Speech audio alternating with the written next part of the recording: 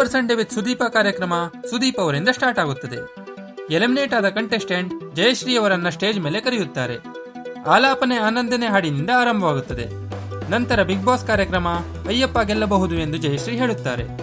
ನಂತರ ಸುದೀಪ್ ಅವರನ್ನು ಜಯಶ್ರೀ ಮಗು ವಾಯ್ಸ್ನಲ್ಲಿ ಮಾತನಾಡಿಸುತ್ತಾಳೆ. ಆನಂದ್ ಮನೆಯಲ್ಲಿ ಸ್ಟ್ರೇಟ್ ಫಾರ್ವರ್ಡ್ ಆಗಿ ಇಲ್ಲ ಎಂದು ಜಯಶ್ರೀ ಹೇಳುತ್ತಾಳೆ. ಸುದೀಪ್ ಜಯಶ್ರೀ ಬಿಗ್ ಬಾಸ್ ಮನೆಯ ಪಯಣದ ವಿಡಿಯೋ ತೋರಿಸುತ್ತಾರೆ. ಬಿಗ್ ಬಾಸ್ ಮನೆ ನಿಮಗೆ ಯಾಕೆ ಇಷ್ಟ ಆಯಿತು ಎಂದು ಕೇಳಿದ್ದಕ್ಕೆ ಫೋನ್ ಬಿಟ್ಟು ನೆಮ್ಮದಿಯಾಗಿ ಇರಬಹುದು ಎಂದು ಜಯಶ್ರೀ ಹೇಳುತ್ತಾಳೆ.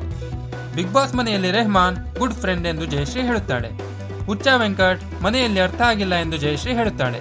ಮನೆಯಲ್ಲಿ ಎಲ್ಲರೂ ಸೈಡ್ ಲೈನ್ ಮಾಡುತ್ತಿದ್ದರು ತನಗೆ ಎಂದು ಜಯಶ್ರೀ ಹೇಳುತ್ತಾಳೆ.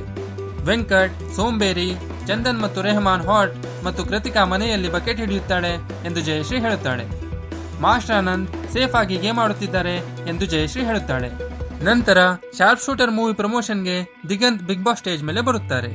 ವೆಡ್ಡಿಂಗ್ ಪುಲಾವ್ ಮೂವಿ ಬಗ್ಗೆ ರಿಷಿ ಕಪೂರ್ ಮತ್ತು ಅಮಿತಾಬ್ ಬಚ್ಚನ್ ಟ್ವೀಟ್ ಮಾಡಿ ಮೆಚ್ಚುಗೆ ವ್ಯಕ್ತಪಡಿಸಿದ ಬಗ್ಗೆ ದಿಗಂತ್ ಹೇಳುತ್ತಾರೆ.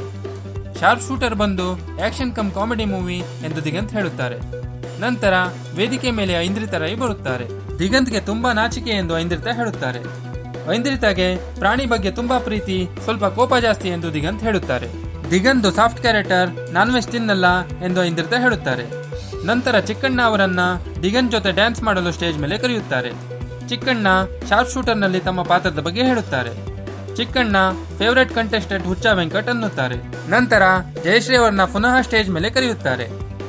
ಅವರು ನಾಮಿನೇಷನ್ ಟೈಮ್ ನಲ್ಲಿ ಹುಚ್ಚ ವೆಂಕಟ್ ಸ್ವಲ್ಪ ಪರ್ಸನಲ್ ವಿಷಯ ಮಾತನಾಡಿದರು ಎಂದು ಹೇಳುತ್ತಾರೆ.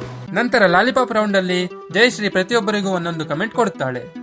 Ravi waste body, Netra smart, Chandan loose, Neha good friend, Rehman deserve to win, Bhavana sweet partner, Ayyappa KD, Shruti fake, ಹುಚ್ಚ ವೆಂಕಟ್ ಮೆಂಟಲ್, ಕೃತಿಕಾ ಬಕೆಟಕ್ಕ, tsunami Kitty innocent, Pooja Gandhi sweetheart ಮತ್ತು ಮಾಸ್ಟರ್ ಆನಂದ್ ಮೇಷ್ಟ್ರು ಎಂದು ಜಯಶ್ರೀ ಹೇಳುತ್ತಾಳೆ.